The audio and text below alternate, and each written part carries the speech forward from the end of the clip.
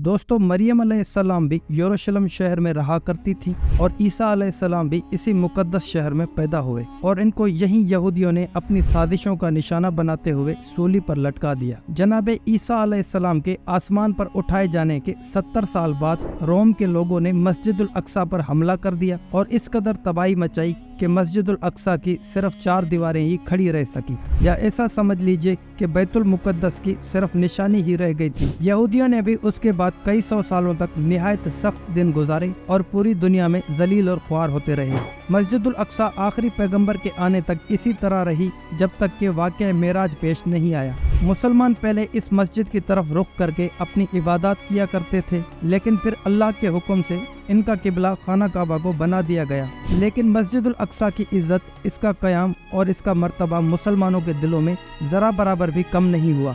रसूलुल्लाह सल्लल्लाहु अलैहि वसल्लम के विसाल के 6 साल बाद जब मुसलमानों के लश्कर मुख्तलिफ ममालिक को फतह करते हुए यरूशलेम शहर तक पहुँचे तो उस वक्त वहाँ पर ईसाइयों की हुकूमत थी। वो लोग मुसलमानों की फौज को देखकर किलाबंद हो गए और सुलह के लिए पैगाम भिजवाए और शर्त ये रखी कि अगर मुसलमानों के खलीफा खुद चलकर आएंगे तभी ये सुलह तय करार पाएगी। लिहाजा उस वक्त के खलीफा यानी हजरत उमर फारूक रज़ियल्लाहु ताला अन्हा इस शहर के तकद्दुस का ख्याल करते हुए खुद चलकर आए और बैतुल मुकद्दस के हुक्मरान ईसाइयों से मुआहिदा करके उनको अमन मुआहिदा दिया और इस शहर में अमन अमान को ऐसे ही कायम रखा। इस मुआहिदे के बाद हजरत उमर फारूक रज़ियल्लाहु ताला अन्हा बैतुल मुकद्दस के अंदर दाखिल हुए और यहाँ 2 रकात नवाफिल अदा की और यहाँ एक मस्जिद बनवाने का हुक्म दिया जो कि इससे पहले मोनामिद और सिर्फ मट्टी का ढेर बन चुकी थी। लिहाजा बनु उमैया के एक खलीफा जिनका नाम अब्दुल मालिक बिन मरवा था, उसने खलीफा के हुक्म पर मस्जिद को दोबारा बनवाने का काम शुरू किया।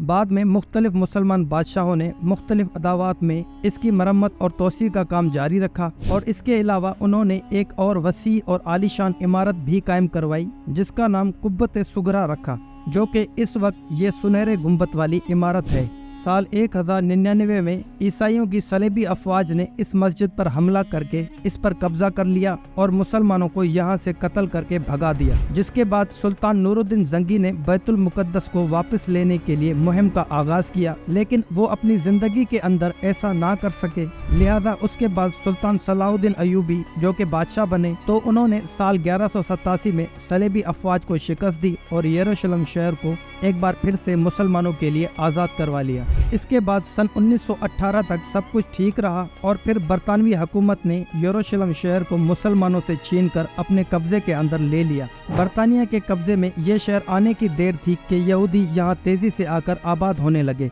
क्योंकि बाकी दुनिया में इन्हें जुल्म और अजियत का सामना करना पड़ता था।